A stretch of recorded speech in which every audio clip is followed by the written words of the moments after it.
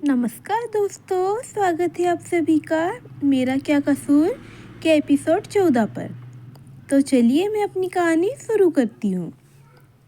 नियति जैसे ही वहाँ से जाने लगती है, उसके पिता उसे रोककर बोले, नियति एक बार और सोच लो, तुम्हें अपने परिवार के साथ रहकर हमारे पसंद के लड़के के साथ शादी करनी है या इस गंदगी के साथ हमारी जिंदगी से जाना है। अपने पिता की बात सुनकर नियति बोली, नहीं पापा, हम इस बच्चे को उस बात की सज़ा नहीं दे सकते हैं जो इसने किया ही नहीं। हम इसे नहीं मार सकते हैं। नियति की बात सुनकर नियति के पापा और उसकी माँ को अब बहुत ही ज़्यादा गुस्सा आने लगता है। वो नियति को देखकर बोले, ठीक है, जब तुमने फैसला कर ही लिया है तो फिर ठीक है। आज से हमारा और तुम्हारा कोई रिश्ता नहीं है। आज से हमारा बस एक ही बेटा है और उसके अलावा हमारी कोई भी बेटी नहीं है। फिर वो अपनी पत्नी की तरफ देखकर बोले, आज से हमारा इस लड़की से कोई भी रिश्ता नहीं है।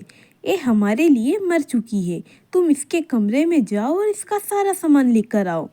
जब हमारा इस लड़की से कोई रिश्ता ही नहीं है तो इसका भी किसी सामान का यहाँ होना बेकार है। अपने पति की बात सुनकर नियति की माँ यशोदा जल्दी से नियति के कमरे में जाकर नियति का सारा सामान लेकर आती है और उसे लाकर फर्श पर फेंक देती है। वो नियति का हर एक छोटा से लेकर बड़ा हर एक सामान लेकर आती है और नियति के पिता वो सारा सामान उठाकर घर के बाहर फेंककर उन सब में आग लगा देते हैं और नियति को देखकर बोले, आज से इस आग की तरह ही हमारे और तुम्हारे सारे रिश्ते भी जलकर खत्म हो चुके हैं और तुम हमारे लिए आज से बल्कि अभी से इसी वक्त से मर चुकी हो। नियति बस अपनी आंखों में आंसू लिए बस अपने सारे सामानों को जलता हुआ देख रही होती है और उसकी आंखों से बस आंसू बहे जा रहे होते हैं। उसने कभी भी नहीं सोची थी कि उसके मम्मी पापा कभी उसके साथ ऐसा भी कर सकते हैं। वही जलने की लपट को देखकर आस पड़ोस वाले सभी वहां पर आकर खड़े हो जाते हैं और इस हो रहे तमाशे को चुपचाप देख रहे होते हैं।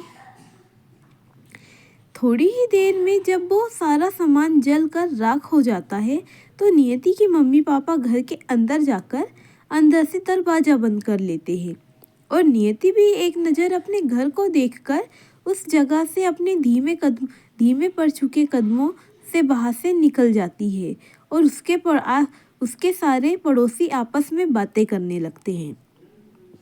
अब नियति अपने घर से तो निकल चुकी थी मगर उसे समझ नहीं आ रहा होता है कि वो ऐसी हालत में कहाँ जाएंगी, किसके पास जाएंगी।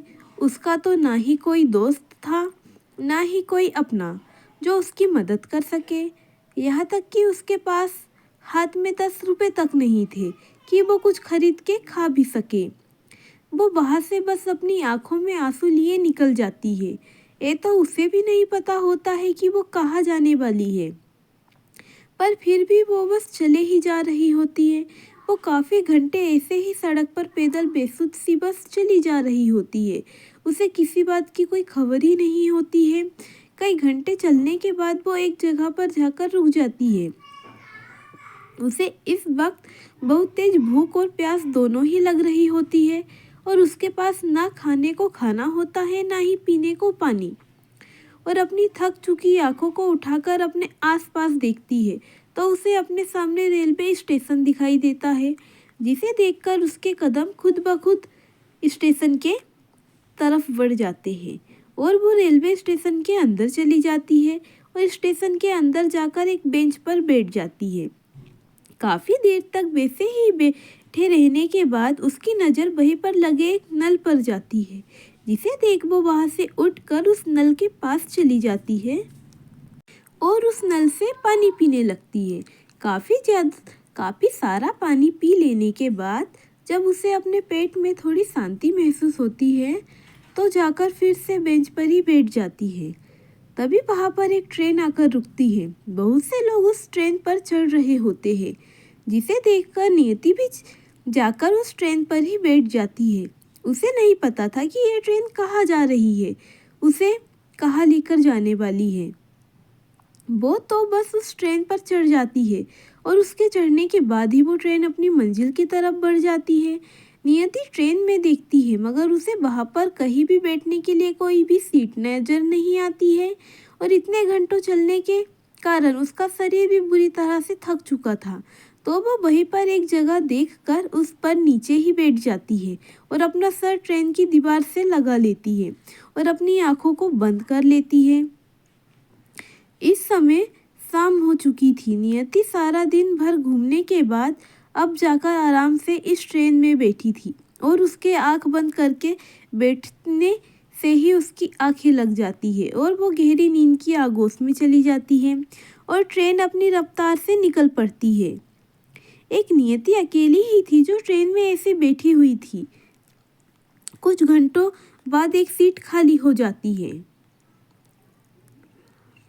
जिसे देखकर नियति उस सीट पर जाकर बैठ जाती है और फिर से गहरी नींद में चली जाती है, इस बात से बिल्कुल अनजान कि उसका एक कदम उसकी ज़िंदगी को किस तरह से बदल कर रखने वाला है। और वो बेचारी इन सभी बातों से अनजान निकल पड़ी एक नई जगह जहाँ उसका कोई भी नहीं होता है, ना उसके पास कुछ होता है।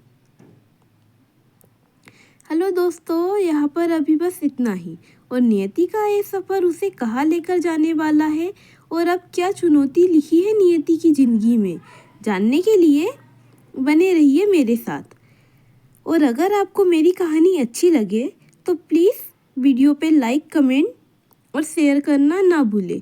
साथ ही अगर अभी तक आप सभी ने मेरे चैनल को सब्सक्राइब नहीं किया है तो प्लीज़ दोस्तों मेरे चैनल को सब्सक्राइब कर लीजिए और बेल आइकन को प्रेस करना ना भूलिएगा। धन्यवाद दोस्तों।